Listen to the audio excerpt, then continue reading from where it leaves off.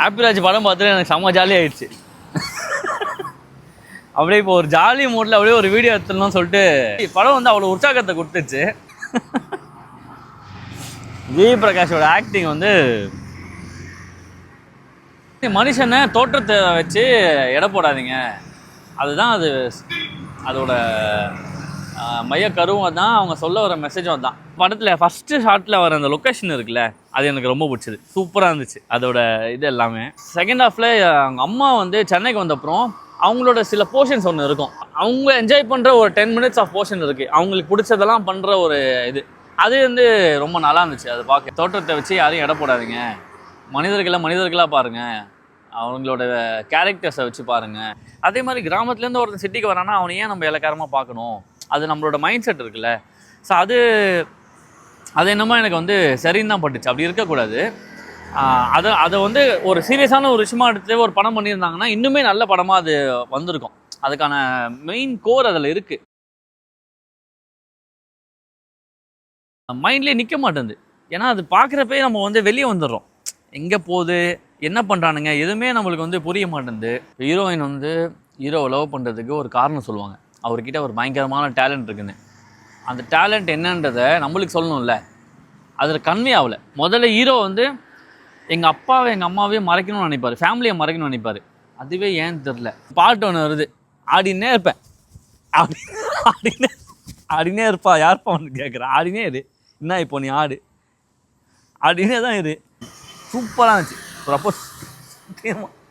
இது வரைக்கும் நான் எக்ஸ்பெக்ட் பண்ணவே இல்லை இப்படி ஒரு ப்ரப்போசல் சீன் வரும்னு சொல்லிட்டு. ஹீரோட அப்பாவுக்கு ஒரு பின் கதை இருக்குது. அவங்க குடும்பத்தில் 3 பேருக்குமே வந்து கால் ஒழுங்காக பிறந்தப்புறம் கால் ஒழுங்காக வளரல, அது ஏதோ ஒரு வைரஸ் அட்டாக்னால அது வளரல அப்படின்ற மாதிரி ஒரு அவங்களுக்கு ஒரு விஷயம் நடந்திருக்கு. அப்போ இவங்க குடும்பத்திலேயே பிறக்கிற முழுசான ஒரு குழந்தையே இவர் தான். ஏதோ ஒரு பிரச்சனையோடு தான் எல்லாருமே பிறக்கிறாங்க.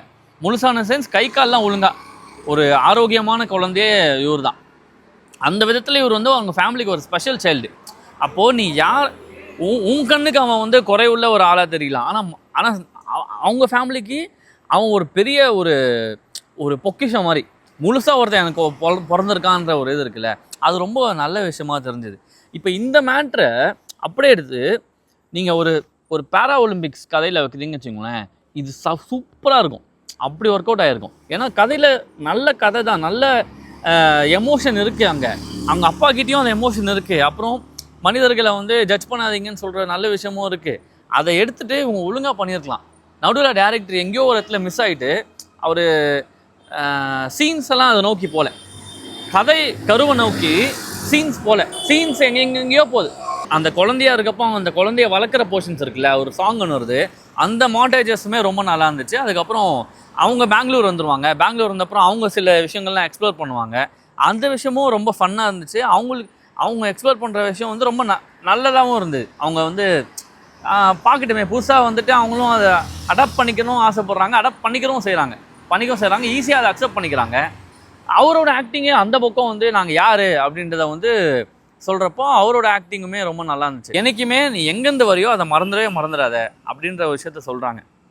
நீ எவ்வளோ தூரத்துக்குன்னா போப்பா, வாழ்க்கையில் நீ எவ்வளோ வேணால் சாதிச்சுக்கோ, ஆனால் எங்கேருந்து ஆரம்பிச்சன்றதை மறந்துடாத, நீ ஆரம்பிக்கிற கட்டத்தில் யார் உனக்கு உதவி பண்ணாங்கன்றதை மறந்துடாத, இன்னும் ரசித்து பார்க்குற மாதிரி படத்தை எடுத்துருக்கலாமோ அப்படின்ற மாதிரி தான் என்னோட இது இருக்குது.